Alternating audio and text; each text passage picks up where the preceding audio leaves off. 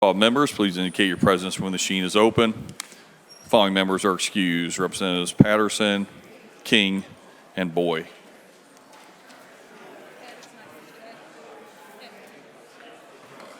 And Behning.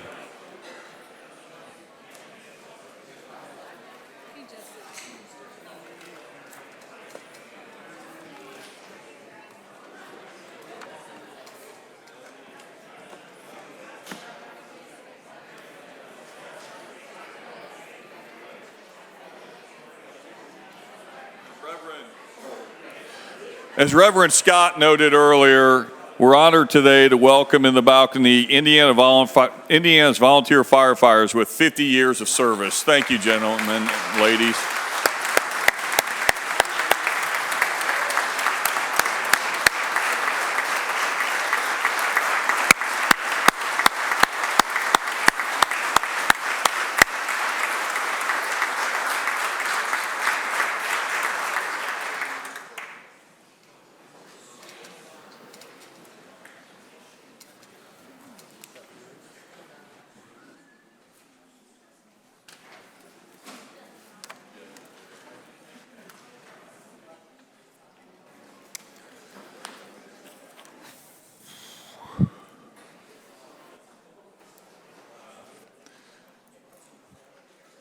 Of all the members voted to the roll. Roll call shows 93 members present. The chair declares a quorum for conducting business. House motion. Mr. Speaker, I move that when we do adjourn, we adjourn until April 4th, 2023 at 1:30 p.m. Representative Lehman. We're in motion is second. All those in favor indicate saying aye. Those opposed no. Motion is adopted. Committee report. Senate Bill 452, a bill for an act to amend the Indiana Code concerning financial. For the committee report, is there any discussion? Chair sees none. The question is on adoption of the committee report. Those in favor indicate saying aye. Those opposed no. Committee report is adopted.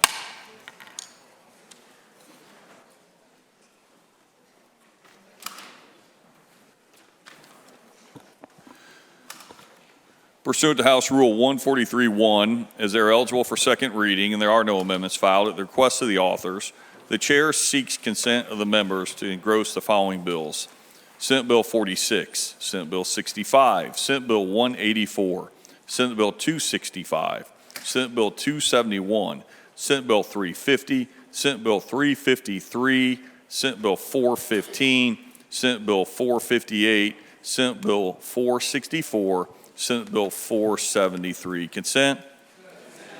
Chair hands down on those bills on second reading. Senate Bill 46, a bill for an act to amend the Indiana Code concerning. Bills are ready for amendment, recommitment, or engrossment. Chair sees none. Bills or to engrossment. We'll continue on with the second reading calendar. Senate Bill 35, Representative King passes. Senate Bill 290, Representative Frye. Chair hands down on second reading Senate Bill 290. Senate Bill 290, a bill for an act to amend the Indiana Code concerning. Bills ready for amendment, recommitment, or engrossment. Representative Porter.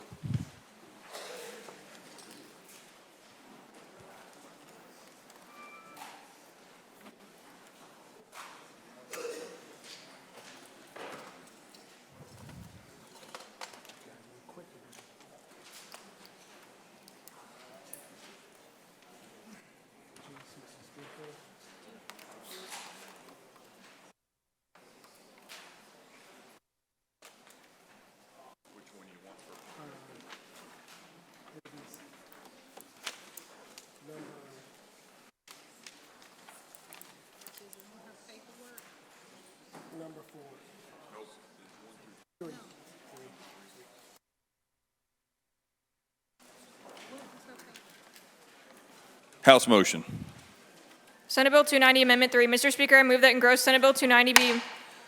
For the motion, the second, the chair recognizes Representative Porter to speak on the amendment. Thank you, Mr. Speaker. Mr. Lee, ladies and gentlemen of the House, this is my first time at the mic. This is motion number 3. What we're asking for is that we had a good discussion in Ways and Means, but what this House motion does is ask for fair treatment for all.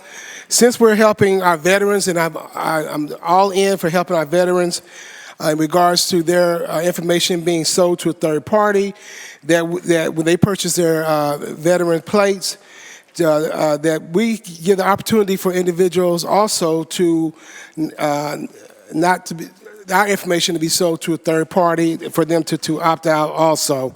So I think we should just extend the courtesy to every other Hoosier as we do our veterans. That's basically what this motion does. Thank you, Mr. Speaker, Mr. Leader. Roll call's been requested and second will be granted. State your point, Representative Smaltz. Representative Smaltz notes that the bill, amendment number 3 violates Rule 80, germaneness to the bill. The House will stand in recess as we consider the point.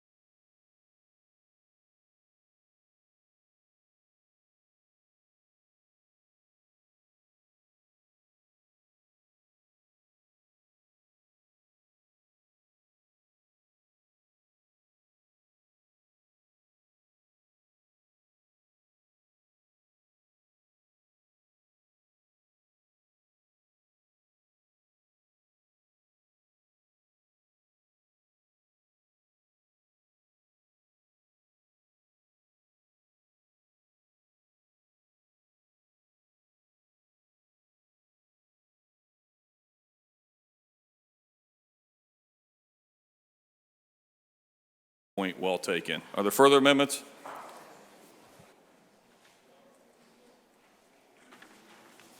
House motion, Representative Porter, House motion.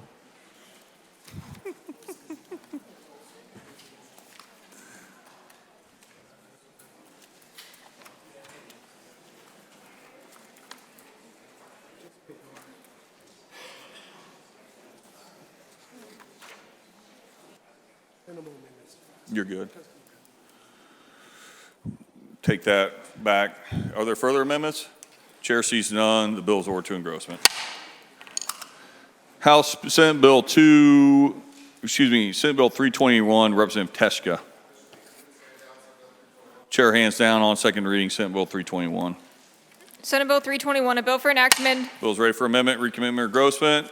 Representative Teshka, House motion. Senate Bill 321, Amendment 6. Mr. Speaker, I move that engross Senate Bill 321. Heard the motion in a second. The chair recognizes Representative Teshka to speak on the amendment. Thank you, Mr. Speaker, members of the House. Amendment number 6 essentially removes the portion of the bill that was dealing with mental and physical health assessments and makes the bill focused pretty narrowly on school-based health clinics. And so with that, I would appreciate your support. For discussion on the amendment, chair sees none. The question is on the adoption amendment. All those in favor in case saying aye. Aye. Those opposed no. Motion is adopted. Are there further amendments? House motion, Representative Meltzer.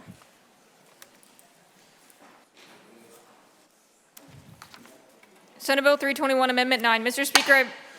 For the motion, the second, your chair recognizes Representative Meltzer to speak on the amendment. Thank you. Amendment number 9 clarifies the definition of what qualifies as a student health clinic. It also clarifies the definition of parent, and then it makes it clear that if a parent so desires, another approved adult is able to accompany the child to a doctor's appointment at the clinic. Further discussion on the amendment? Representative Teshka, speak on the amendment. Thank you, Mr. Speaker. I spoke with Representative Meltzer on this particular amendment, and I think it's good language. It expounds on the ability for a parent to be in the driver's seat with regard to the school-based health clinics, but also gives thought to potential that a student might be a foster child, and there might be somebody other than a biological parent present. So I'd urge your support. Further discussion on the amendment? Representative Delaney, speak on the amendment. The author yields. She yields.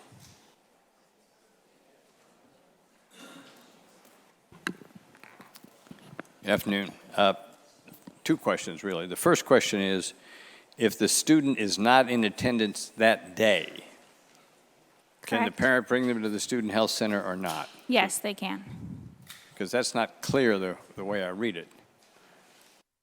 It says a student of the school corporation on a day that the student is in attendance at the school. So if they're not in attendance on that day, they will be able to bring the child. Okay. I thought you were making it, if you're limiting it to days in which the student is in attendance, they're home sick, and mom or dad wants to bring them to this clinic, They'll be able to do that. they will? And it's in the definition, so All it's right. making All right. it clear that they're not. All right. And the second was that a school-based health center, which is independent of the school, as I understand it, the parent has to be there to get treatment. Can the parent waive that? It either has to be the parent or an adult approved by the parent. So if the parent says, I want the child to go there, it's right next door to the school or it's attached to the school, but I can't be there, the kid They'll- can't get treatment, is that right? They'll just need to approve another adult. They would have But- to approve another adult. Permission to speak, thank you. You're recognized, Representative Delaney. My problem is with the underlying premise, which is that in no case can a kid be treated without a parent or a substitute for the parent. I think that's inconvenient, and it's also disrespectful of the authorities. Our nurses and school providers, and now those in these student health centers, they know what their prerogatives are under the law. They have ethical requirements. They're licensed. So the insistence that a parent be there strikes me as unnecessary and disruptive of the ability to get care for a kid who needs it. So if you call mom or dad from the health center and say, your kid's here, and they say, I just can't be there. I'm at work. It's not a big injury. The kid's not dying. He needs a little treatment. Give it to him. Apparently that can't happen. So I think we're cutting back on the utility of the student health center by these requirements. So I ask you to vote against this amendment. Further discussion on the amendment? Would the author like to close? She would not. The question is on the adoption of the amendment. All those in favor indicate saying aye. Aye. Those opposed, no. No. Do this again. All those in favor indicate saying aye. Aye. Those opposed, no. No. The ayes have it. Motion is adopted. Division. All right. Division has been requested and seconded. Gentlemen.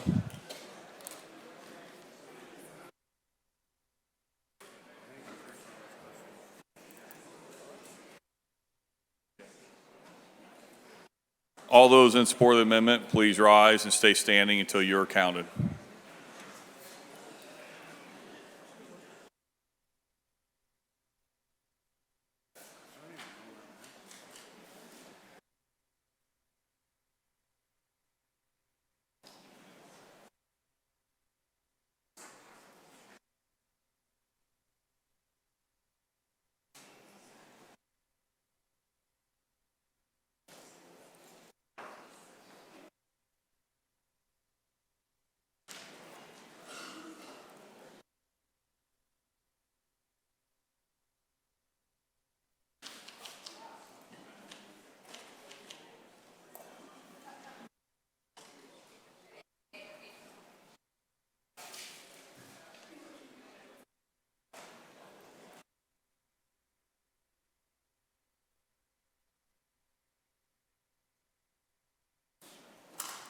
Thank you. If those opposed to the amendment would please stand.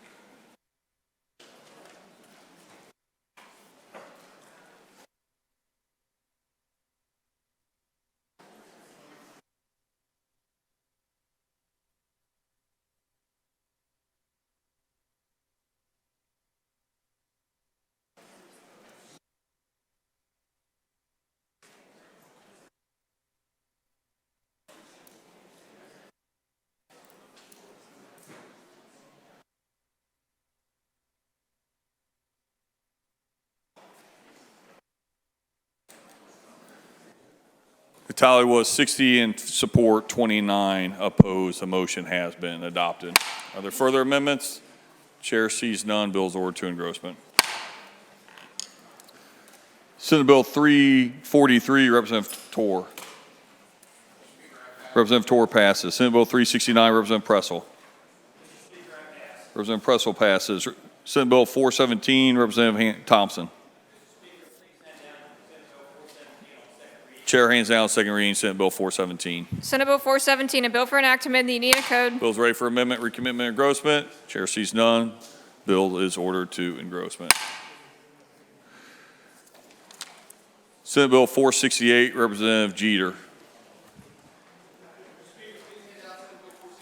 Chair hands down second reading, Senate Bill 468. Senate Bill 468, a bill for enactment of the Indiana Code. Bill's ready for amendment, recommitment, engrossment. Representative Judy.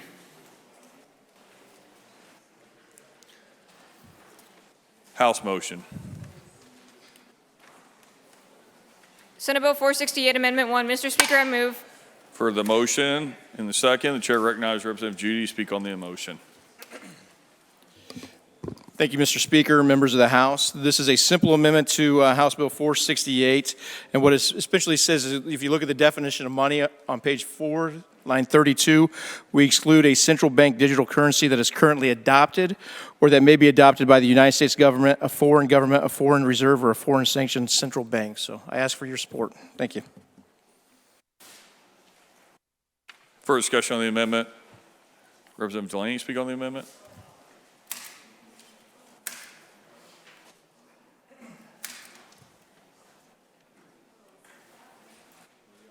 Author yield, he yields.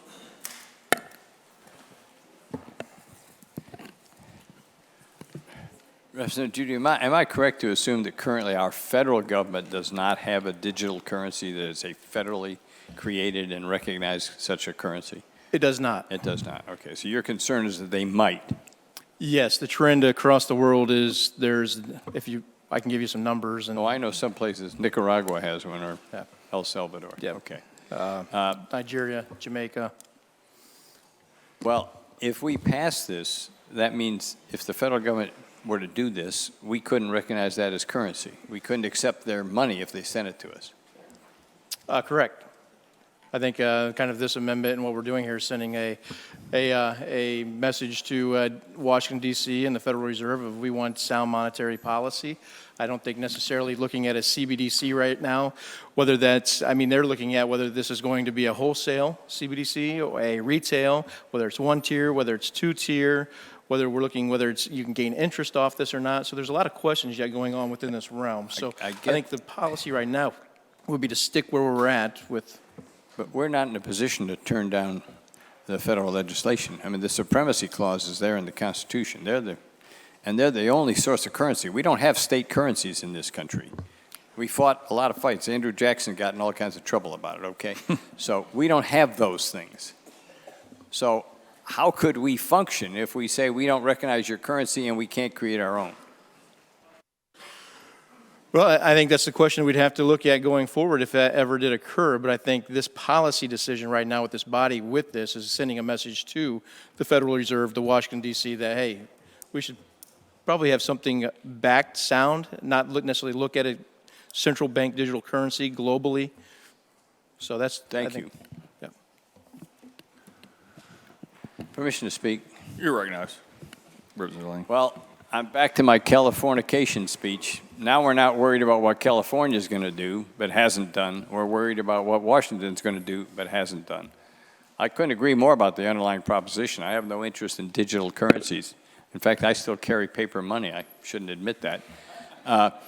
But the bottom line is we shouldn't be doing this. We don't have the authority to do this. It violates the Constitution, the Supremacy Clause, the strength of the U.S. currency, et cetera, et cetera. It's a bad idea. I understand the message, but it's a bad idea. I ask you to vote no. Further discussion on the amendment. Representative Hatfield speak on the amendment. The author yield, he yields. Thank you, Mr. Speaker. Representative Judy. I think it's an interesting concept of state governments getting into this digital space, but I am interested in the way that your amendment is written.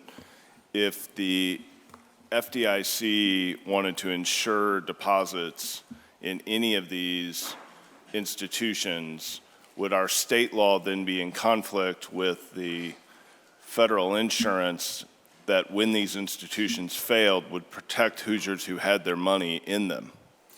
Are you talking that if there was a central bank digital currency that was adopted nationwide?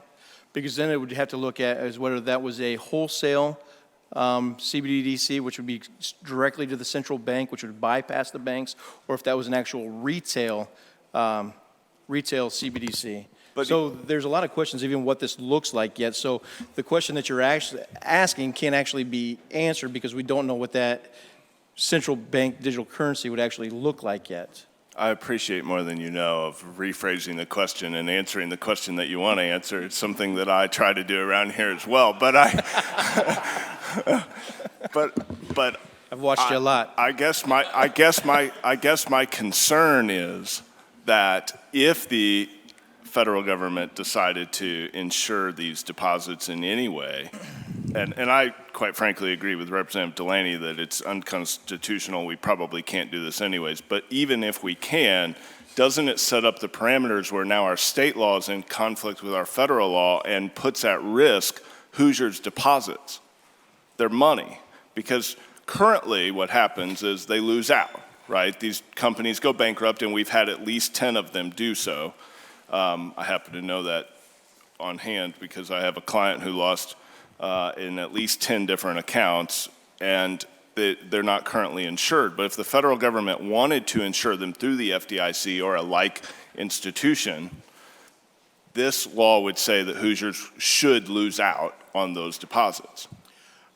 I don't think you can answer that yet because, again, if you look at the previous, the last couple of months, where they're actually insuring over the $250,000 to those depositors. So I think the federal government can decide whatever they want to do when it comes to that. They can bypass FDIC law in the $250,000. So it would be up to what the federal government wanted to do. Permission to speak. You're recognized, Representative Hatfield. Thank you, Mr. Speaker. I think that answer is in line with what Representative Delaney's comments were, which is if the federal government has purview over this, then it really isn't our space to develop. And if they don't, if there is any part of this that is not developed under the federal government, this puts at risk Hoosier dollars that may eventually have been insured. And so the fact that we can't answer these questions is a very reason not to pass this amendment. I think the space is interesting. I have funds of my own wrapped up in digital currencies. And I think that it's a very interesting space to be in, and that this body should be studying. But I think this amendment and this action is premature and probably puts at risk Hoosier money in these accounts. And so I would ask you to oppose the amendment. Thank you, Mr. Speaker. For discussion, Chair sees none. Would the author like to close? He would not. Questions on the adoption of the amendment. All those in favor saying aye. Aye. Those opposed, no. No. The ayes have it. The motion is adopted. Are there further amendments? Chair sees none. Bills ordered to engrossment. We'll move on to the third reading calendar. Senate Bill 11, Representative Olthoff.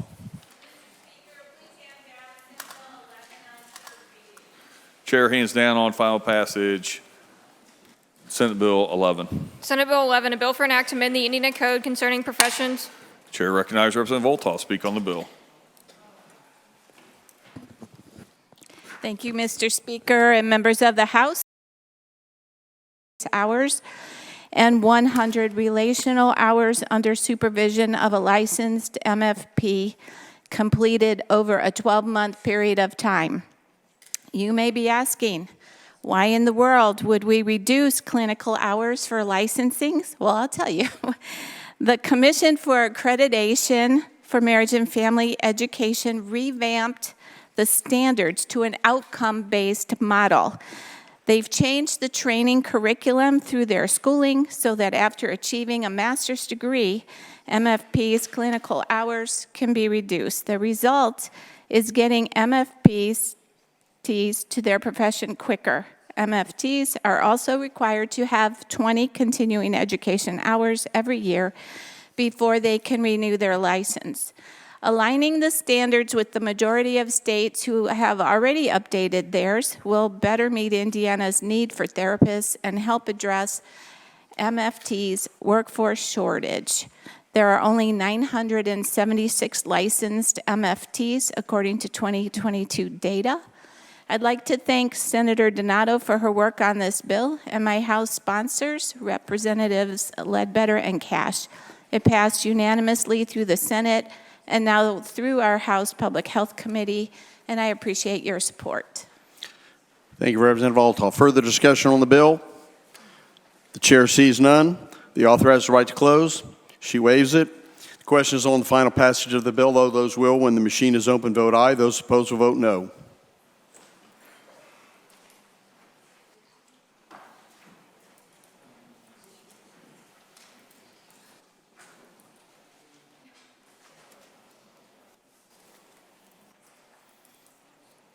Have all the members voted?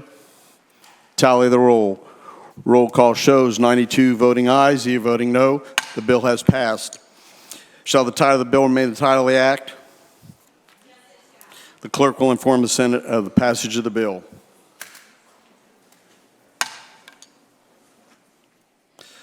Representative King, Senate Bill 73.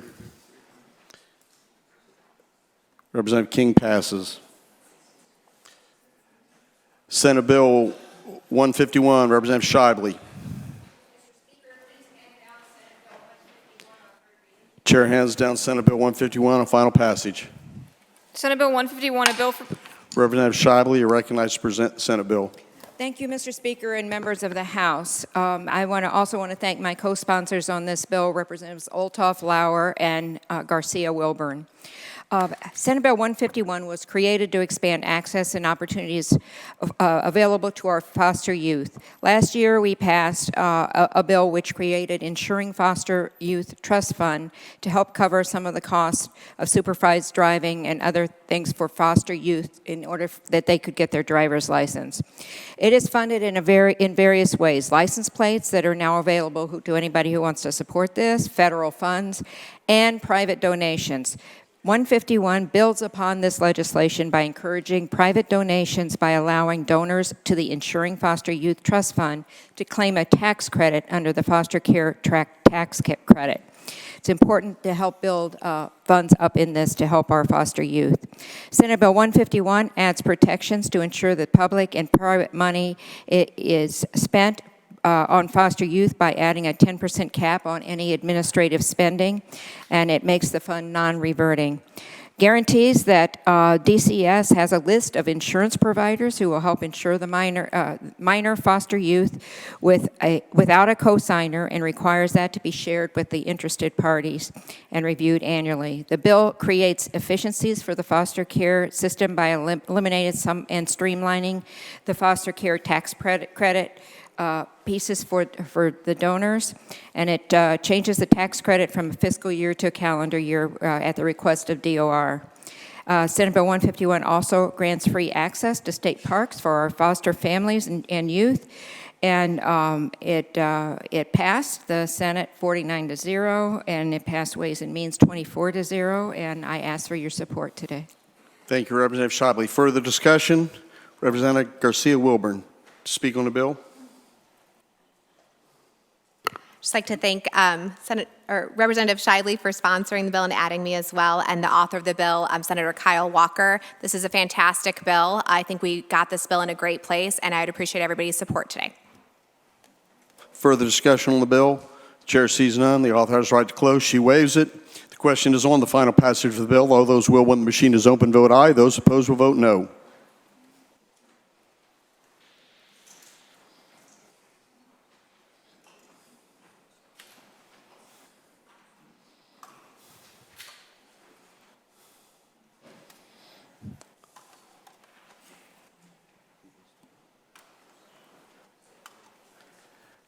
Have all the members voted?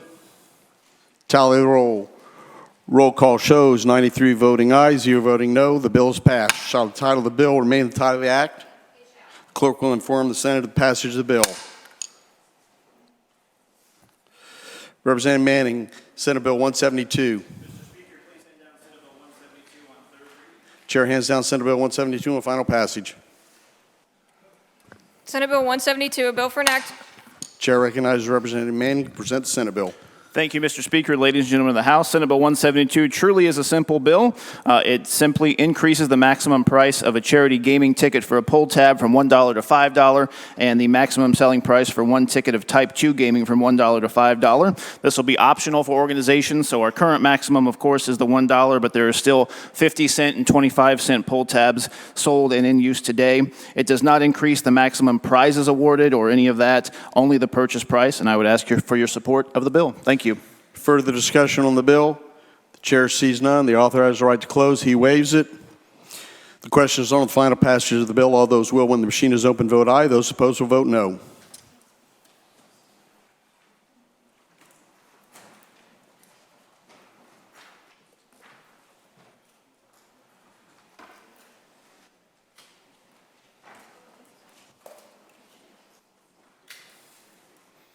Have all the members voted?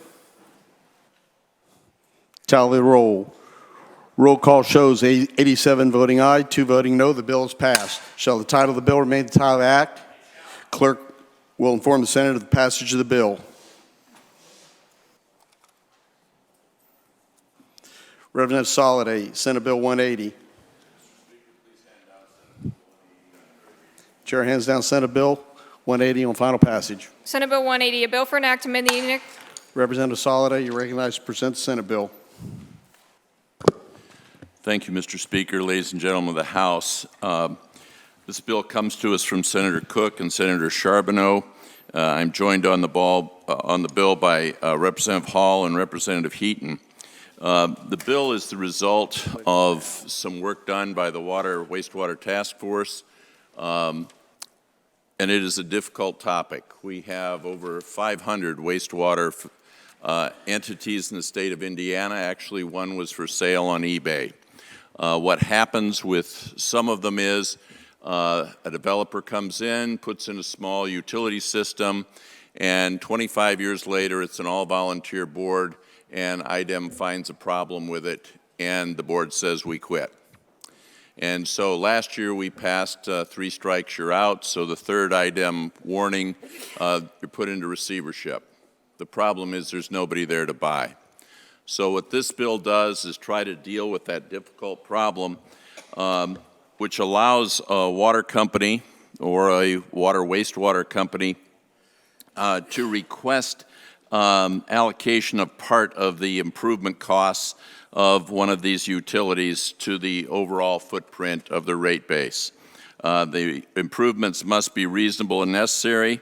They must have looked at all grants and low-interest loans that might be available.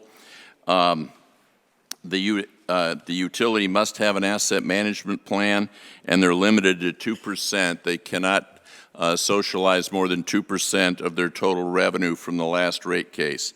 Whatever happens, they have to have approval from the IURC, and the petition must be circulated to all of the interveners in the last rate case of the utility.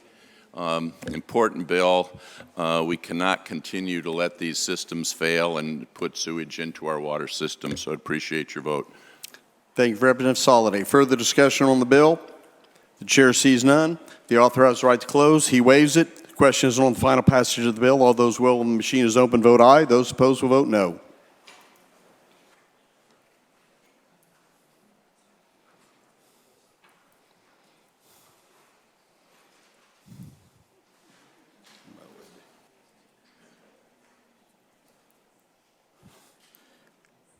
Have all the members voted?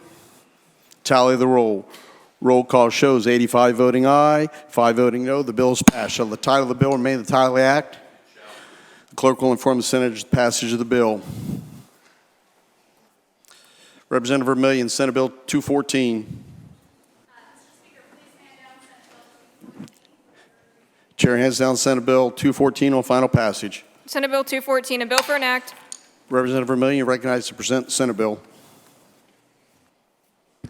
Thank you, Mr. Speaker and members of the House.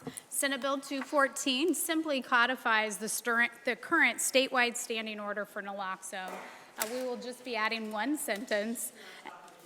Can you hear me now? There you go. Senate Bill 214 simply codifies the current statewide standing order for naloxone, and we'll be adding one sentence. And since we first passed this bill into a law, the landscape has changed tremendously. So now we have a need to have fluidity, which means we need to be able to add multiple manufacturers, multiple doses, and formularies.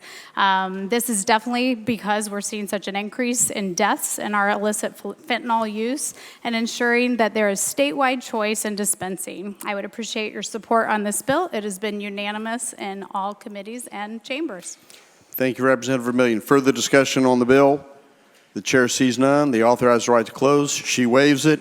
The question is on the final passage of the bill. All those will, the machine is open, vote aye. Those opposed will vote no.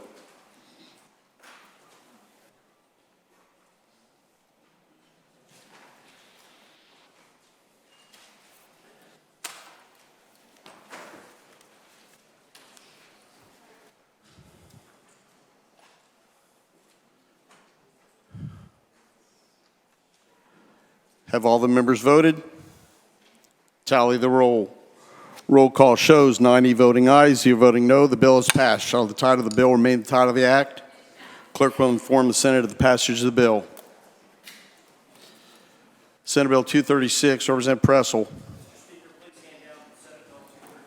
Chair hands down Senate Bill 236 on final passage. Senate Bill 236, a bill for an act. Representative Pressel, you're recognized to present the Senate bill. Thank you, Mr. Speaker, members of the House. Senate Bill 236 comes to us from Senator Zay. 236 requires emergency contact information for anyone under the age of 18 that wants to obtain a learner's permit. It also would allow a driver training school to administer a driving skills test.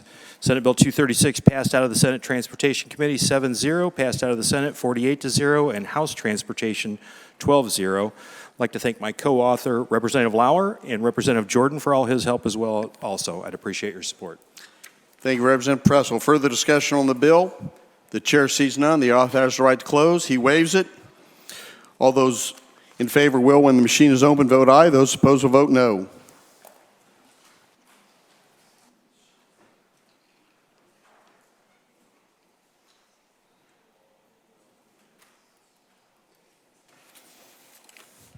Have all the members voted? Representative Frye? Tally the roll. Roll call shows 92 voting ayes, 0 voting no. The bill is passed. Shall the title of the bill remain the title of the act? The clerk will inform the Senate of the passage of the bill. Representative Baird, Senate Bill 242. Representative Baird passes. Senate Bill 314, Representative Engelmann. Representative Engelmann passes.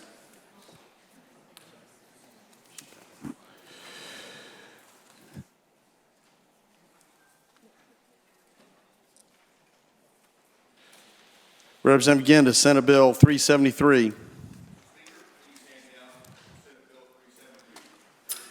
Chair hands down Senate Bill 373 on final passage. Senate Bill 373, a bill for an act. Representative McGuire, you're recognized to present your Senate bill. Thank you, Mr. Speaker, members of the House.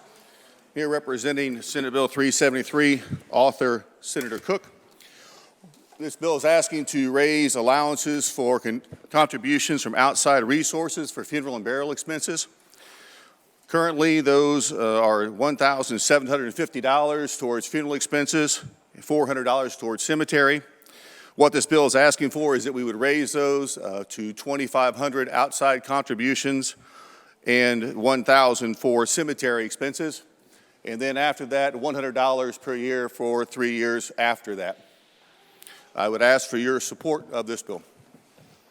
Thank you, Representative McGuire. Is there further discussion on the Senate bill? Representative Summers.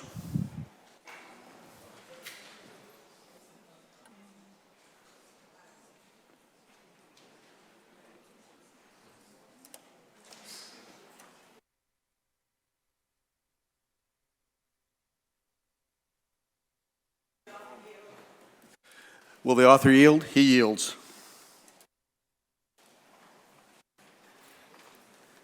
Thank you, Mr. Speaker, ladies and gentlemen of the House. All of my colleagues are asking me what this bill really is about. I used to be a funeral director. I'm not now. I don't know. Could you help explain a little bit further? Sure. I, too, I am still a licensed funeral director, though not practicing. I retired a year ago in April. So what this bill is for those families who have needs, Medicaid assistance, what this bill is doing, it allows not only for the state assistance, but it's also allowing for those outside families, friends, and other contributors to allow them funds above and beyond what the state contributes so they could have the type of service that they would like to have for their loved one. Thank you. My second question is, doesn't that already happen? I know personally that I've had family members add to services in the past. So why did you bring this? It does happen, but what it is, there's caps on what's available for a family to contribute. And what I shared was those caps right now are $1,750 towards funeral and $400 towards cemetery expenses. So what this is doing, it's asking us to raise those contributions to allow them to have services that they might like to have for their loved one. $2,500 towards funeral home expenses and $1,000 towards cemetery expenses. Thank you. Y'all get that now? Further discussion? Representative Porter. Will the author yield? He yields. Sponsor, yes. Thank you. So how long were you in the funeral business? 40 years. 40? Yes. 40 years? So you were able to do a lot of work, weren't you? Were you the last person? Were you the last person to let them down? Thank you for noticing. I have, I do have some tricks up my sleeve. Yeah, were you always the last person to let them down? That's the first time I've ever heard that question asked of me. But no, I will certainly be standing over my clients with certainly a helpful hand. Okay, helpful hand. Okay, that's a pretty nice, dapper-looking suit. Is that new? Well, I was actually hoping that you might notice my suit because this is one that I'm actually wearing today. This is a suit that I've found that as a freshman I've needed, and it actually came from funeral service also. For those of you other freshmen that are out there, this suit is actually Velcroed in the back that allows for growth. It's just a...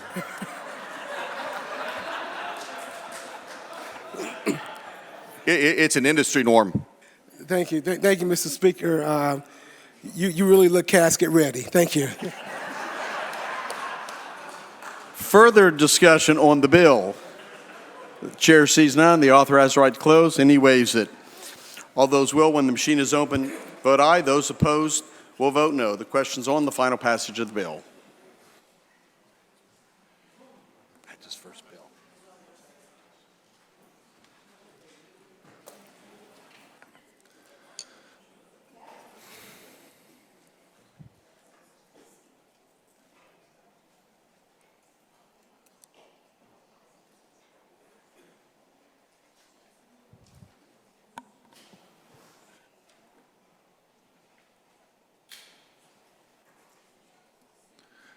If all the members voted, tally the roll. Roll call shows 94 ayes, 0 noes. The bill has passed. The title bill remain the title of the act. Clerk shall inform Senate to pass the bill. Congratulations, Representative Guinta.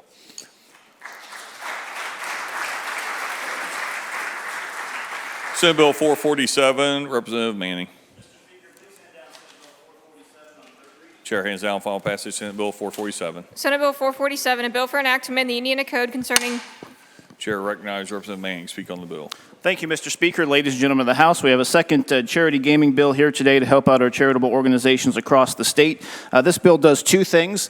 First, it allows the Colts, the Pacers, and the Indianapolis Indians to accept credit cards for their foundation 50-50 raffles that they offer at their games. If you've been to their games, you see the raffles, like the Colts, for example. Their foundation supports mental health and addiction and removing the stigma on that, so helps them out by accepting credit cards for those events.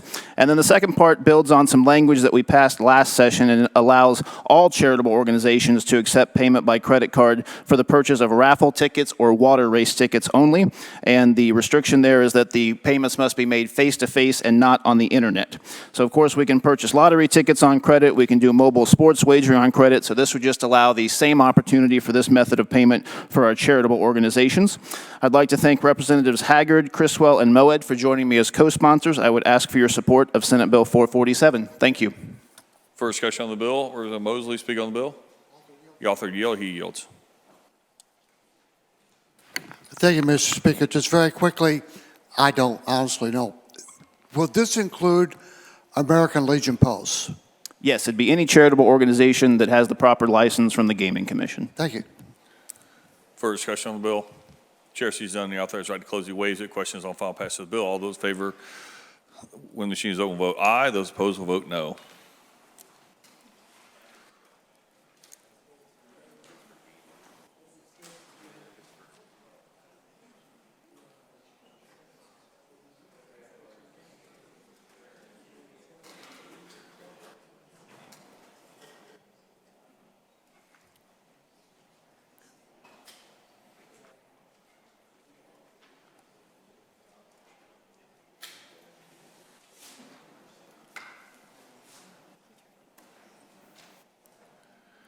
If all the members voted, tally the roll. Roll call shows 82 ayes, 11 noes. The bill has passed. So the title bill remains the title of the act. Clerk shall inform Senate passage of the bill. Senate Joint Resolutions on second reading. Senate Joint Resolution 1. Representative Jeter. Representative Jeter passes. Committee announcements.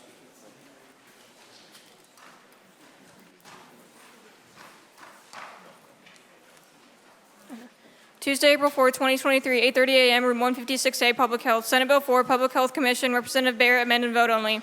Senate Bill 1, Behavioral Health Matters, Representative Vermillion.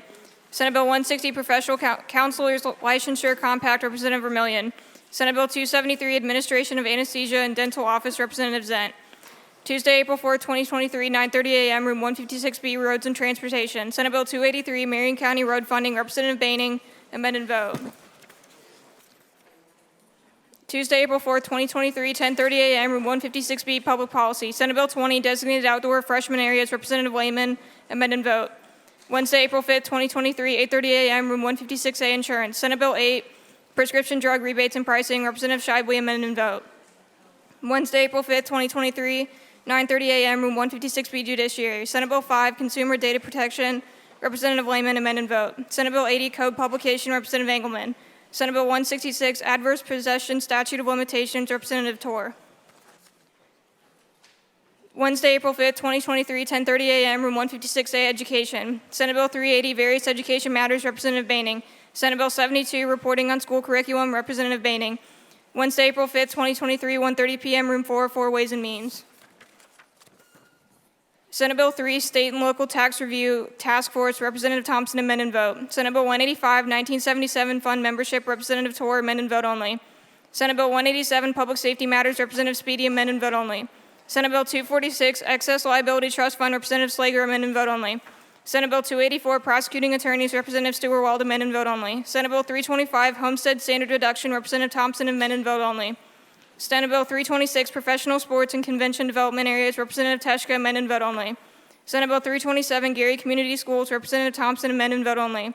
Senate Bill 344, Northeast Indiana Strategic Development Commission, Representative Heine, amend and vote only. Senate Bill 400, Healthcare Matters, Representative King, amend and vote only. Senate Bill 419, State Tax Matters, Representative Thompson, amend and vote only. Senate Bill 434, Economic Development in Lake County, Representative Slager, amend and vote only. Senate Bill 443, Various Education Matters, Representative Teshka, amend and vote only.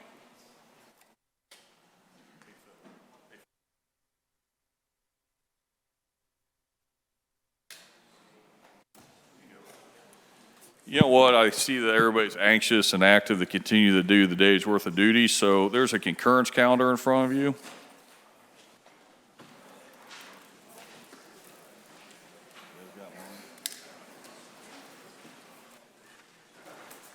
Let's go ahead and take care of these 6 concurrences while we have time. I understand Representative Pressel is passing on 1049. Representative Frye, House Bill 1056. House motion. Mr. Speaker, I move that the House do concur with the Senate amendments to engross House Bill 1050. For the motion, a second. The chair recognizes Representative Frye to speak on the motion. Thank you, Mr. Speaker, and ladies and gentlemen of the House. House Bill 1056 deals with state veteran cemeteries. When the bill went over to the Senate, there was a technical correction recommended by LSA and committee.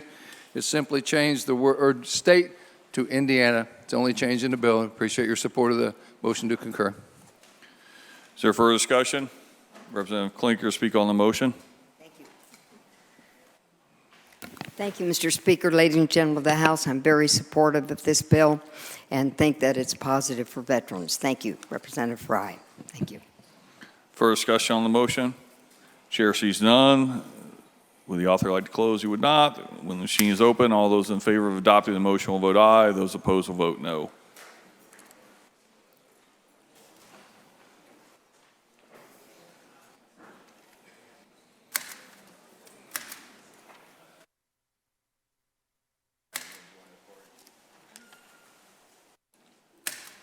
Representative DeVon, would you like to vote? Representative Rowray, would you like to vote? Representative Barrett, would you like to vote? All the members voted, tally the roll. Roll call shows 93 ayes, 0 noes. The motion to concur has been adopted. Clerk shall inform the Senate of the adoption of the motion to concur. House Bill 1142, Representative Prescott. House motion. Mr. Speaker, I move that the House do. For the motion in a second, the chair recognizes Representative Prescott to speak on the motion. Thank you, Mr. Speaker and members of the House. House Bill 1142 is the law enforcement recordings bill that we passed out the first half of session.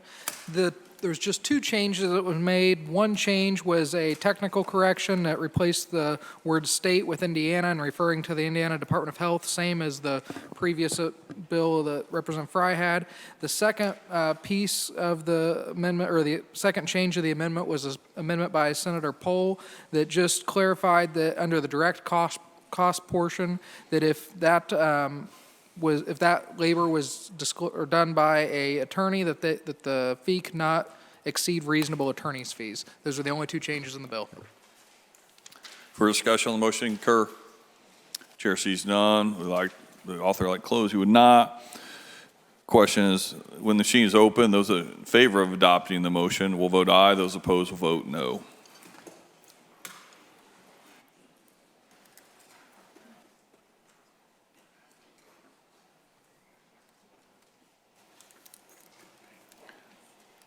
While the members voted, tally the roll. Roll call shows 92 ayes, 2 noes. The motion to concur has been adopted.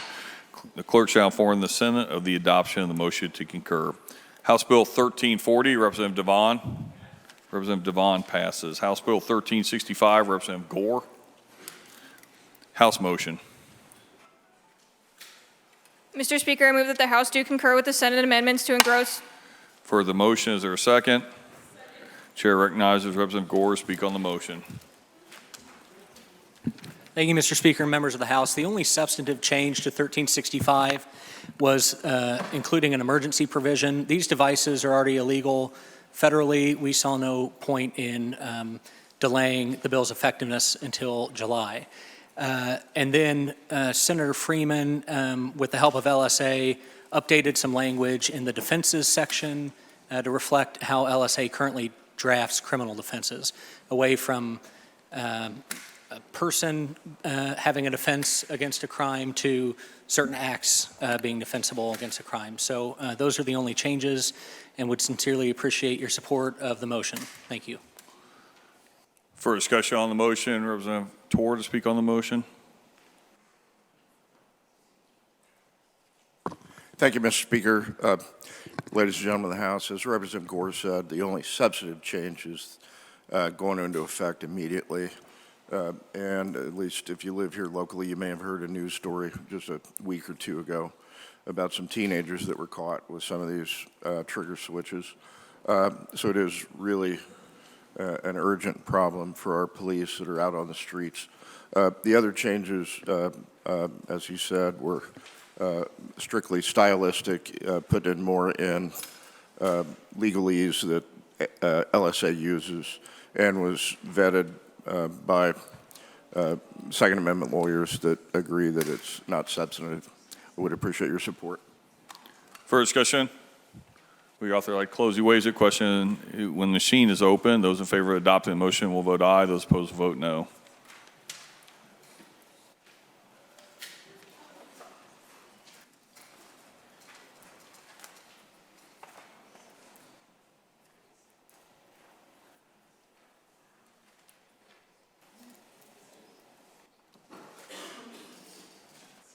Representative Nagel, would you like to vote? While the members voted, tally the roll. Roll call shows 71 ayes, 23 noes. The motion to concur has been adopted. The clerk shall inform the Senate of the adoption of the motion to concur. House Bill 1438, Representative Miller. House motion. Mr. Speaker, I move that the House do concur with the Senate amendments to. For the motion is second. The chair recognizes Representative Miller to speak on the motion.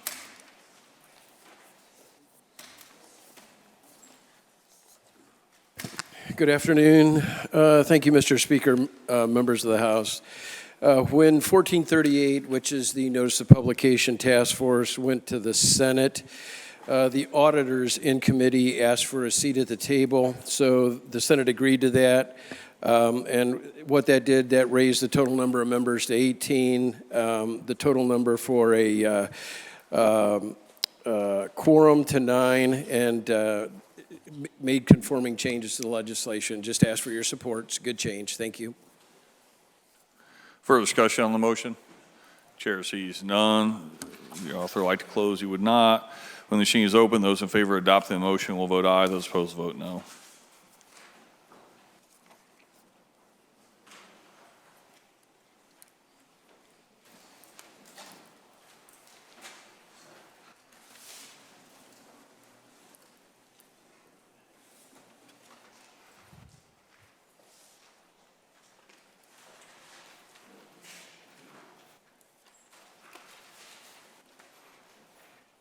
While the members voted, tally the roll. Roll call shows 93 ayes, 0 noes. The motion to concur has been adopted. The clerk shall inform the Senate of the adoption of the motion to concur. Is there further business in front of the chamber? Chair sees none. The chair recognizes Representative Haggard for a motion.